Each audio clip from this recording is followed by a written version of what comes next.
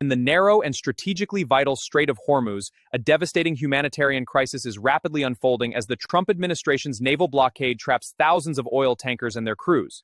Approximately 20,000 seafarers, including large numbers of Chinese nationals, now find themselves imprisoned aboard their ships with no safe passage available through the contested waters.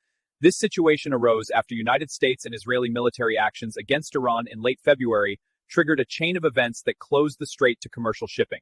In response, the Trump administration, Chinese seafarers on vessels such as cargo ships and oil tankers report being stuck for over 50 days facing spoiled food and severely rationed freshwater supplies. Crew members describe daily life as one of mounting fear and frustration, with some already experiencing serious mental breakdowns under the extreme prolonged stress of their confinement.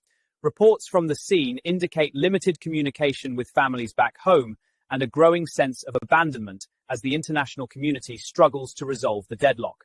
Firefights and military activity in the vicinity have added deadly risks, with several seafarers reportedly injured or killed during incidents tied to the escalating tension. The United Nations and the International Maritime Organization have issued urgent calls for humanitarian action to relieve the suffering of these trapped crews before it is too late. This crisis highlights the fragile nature of global maritime trade routes and how quickly geopolitical conflicts can transform commercial vessels into sites of profound human distress.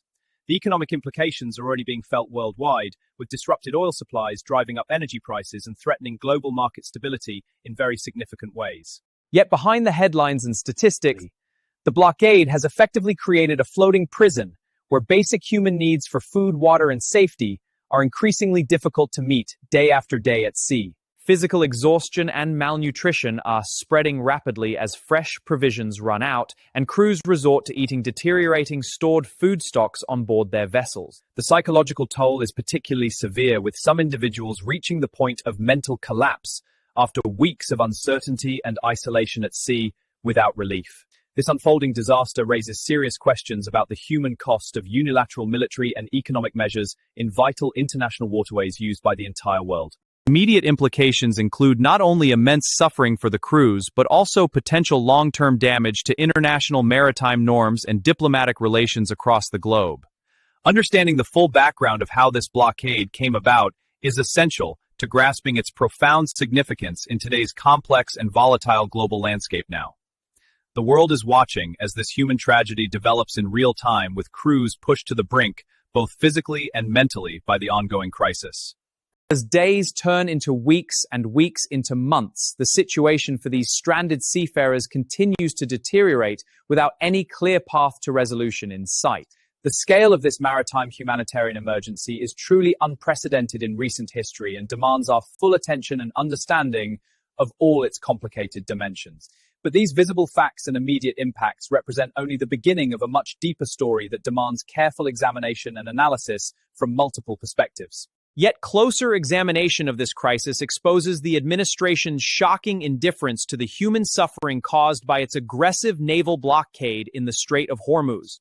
Latest reports from trapped vessels confirm that Chinese crews have now been trapped for over 50 days, facing spoiled food and severely rationed drinking water. Some seafarers have already suffered complete mental breakdowns under the relentless pressure of uncertainty, isolation, and fear of nearby military action at sea.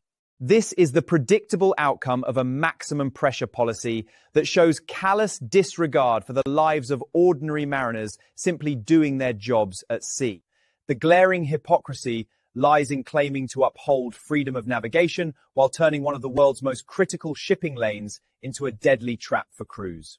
Behind the security rhetoric, there appears to be a deliberate strategy to punish China by disrupting its vital oil imports from the region without mercy. Innocent Chinese crew members have become unwitting pawns in Washington's larger geopolitical game aimed at weakening both Iran and Beijing simultaneously without any remorse. Maritime tracking data shows dozens of tankers still immobilized, with crews reporting increasing cases of malnutrition and psychological despair among their ranks every day. Such actions not only violate basic principles of international maritime law, but also risk long-term damage to America's global credibility on human rights issues. The United Nations' pleas for humanitarian corridors have been largely ignored, exposing the limits of international institutions when confronting unilateral superpower decisions in practice. What makes this especially outrageous is how easily this suffering could have been avoided through diplomacy instead of resorting to brute military force at sea. Hidden agendas seem to include testing the boundaries of acceptable great power behavior in international waters without facing immediate consequences or global backlash from allies. This blockade also conveniently allows the administration to project strength domestically, while the human cost remains largely out of Western media view and attention. Crews describe living in constant fear of stray missiles or collisions as tensions keep the waters around them highly volatile and extremely dangerous every day. The selective enforcement against certain vessels while others pass raises troubling questions about the true motives driving this entire policy from the beginning.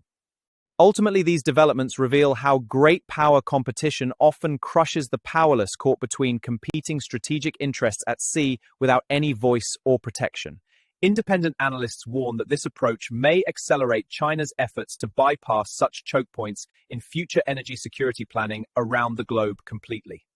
The human tragedy unfolding here should force all of us to question whether any geopolitical objective justifies this level of needless suffering for crews.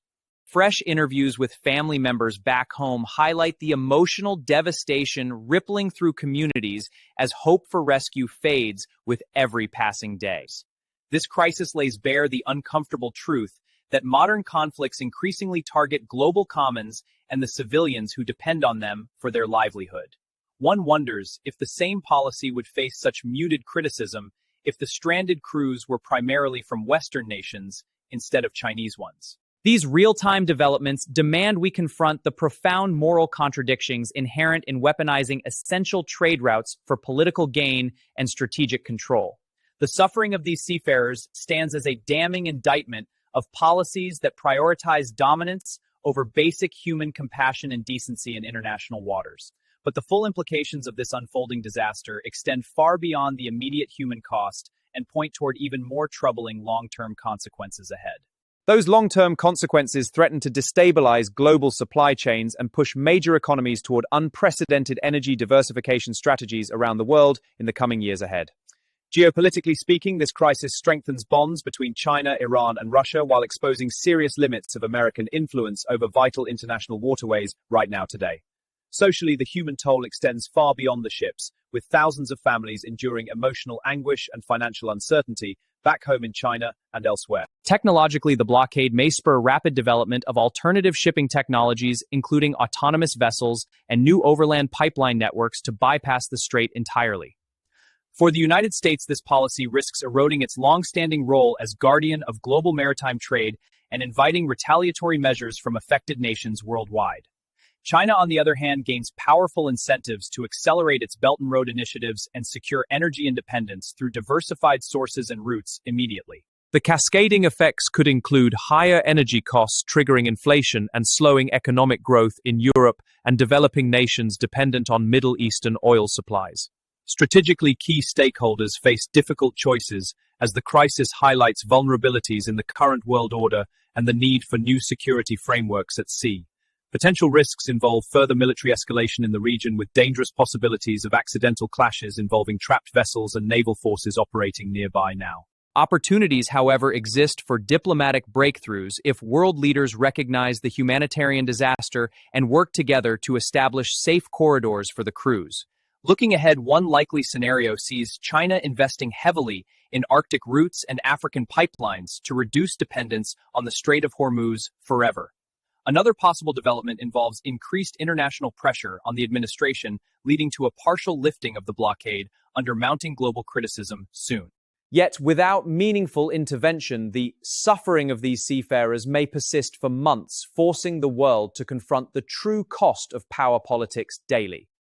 This disaster could mark a turning point where emerging powers challenge established norms and reshape the rules governing international waters in profound ways. The systemic impacts threaten to undermine trust in global institutions and accelerate the fragmentation of the international system into competing blocs and spheres of influence. In the end, this crisis exposes the dangerous folly of using civilian mariners as leverage in great power rivalries without regard for basic human dignity. What kind of leadership weaponizes essential trade routes and condemns thousands of innocent seafarers to floating prisons while claiming to defend freedom and democracy around the globe? The seafarers' ordeal serves as a stark warning that unchecked unilateral actions can ignite broader conflicts and destabilize the fragile peace we all depend upon. As the blockade continues, the human stories emerging from those ships will haunt international relations for generations and demand accountability from those truly responsible now. Ultimately, history will judge this episode harshly as a moment when geopolitical ambition trumped compassion and created unnecessary suffering on a massive scale. We must demand better from our leaders before similar crises engulf other vital straits and claim even more innocent lives in the name of strategy. The time has come for the international community to reject such reckless policies and prioritize human lives over narrow political calculations once and for all. Only through genuine dialogue and respect for maritime law can we prevent future disasters and ensure safe passage for all who sail the world's oceans safely. This is the profound lesson of the Hormuz tragedy, one that could redefine global order if the world chooses wisdom over power in the critical days ahead.